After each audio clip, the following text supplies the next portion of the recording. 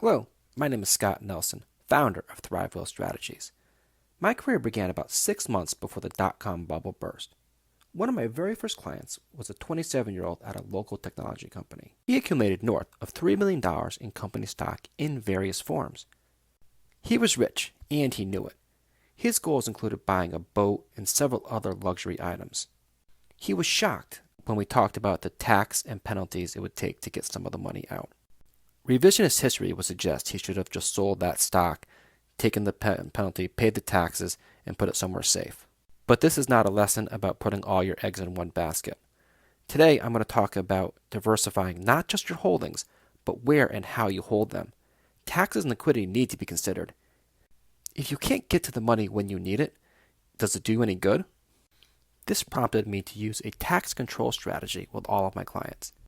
There are only 3 places you can put money from a tax and a liquidity standpoint. Invariably, people are overweight on one. I'm not saying to have 1/3 in each area, but you need to attach a timeline for your goals and make decisions on the appropriate vehicles accordingly. Let's start with the taxable bucket. Once you get paid, assuming your employer withholds taxes from your check, the money at your bank is now considered after tax. As you hold on to the asset in this bucket, you will pay taxes on any interest, dividends, or growth above what you originally put in.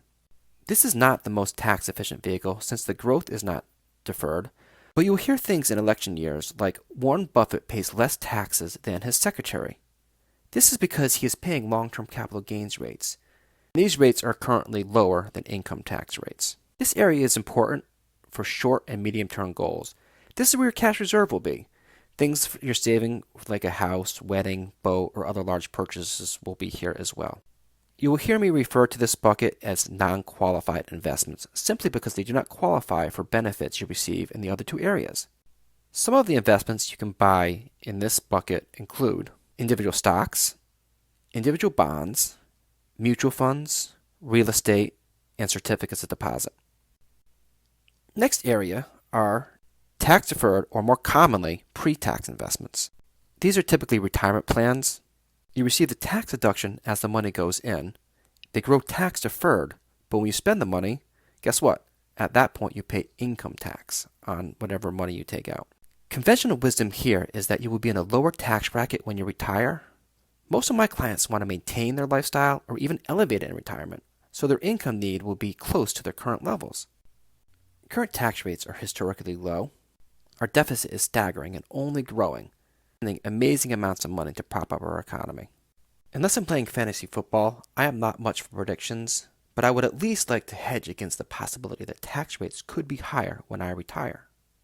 You can buy stocks, bonds, and mutual funds in this section, but now they will be in a qualified plan. Some examples of these are 401k, 403b, IRA, and SEP IRA for self-employed people. In exchange for the tax deferral, you are subjected to holding periods. Without any special circumstances, you are not allowed to touch these funds before 59.5, and if you do, you pay an early withdrawal penalty. The last area to consider are investments that you put in after-tax dollars. They grow tax-free and come out tax-free. Some examples here are the Roth IRA. Some companies even offer a Roth 401k option as well.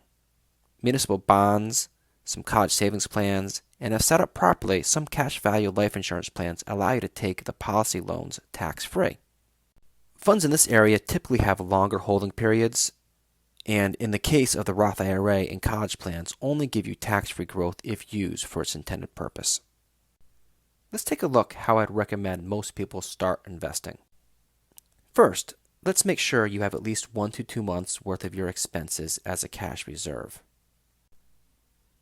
Second, if your job offers a 401k with a match, immediately when you're eligible, put at least up to what they match. Third in line would be the Roth IRA. Once that's maxed out, I'd then return back to the non-qualified investments or cash reserve and get about 6 months worth of expenses that will be liquid for emergencies and opportunities. Once you check those 4 boxes, it gets a bit more complicated, and it would make sense to invest in a financial plan so you can attach your goals to the investment vehicles and make sure that you're saving in the appropriate places. I thank you very much for your time today, and please let me know if I can help you gain some tax control.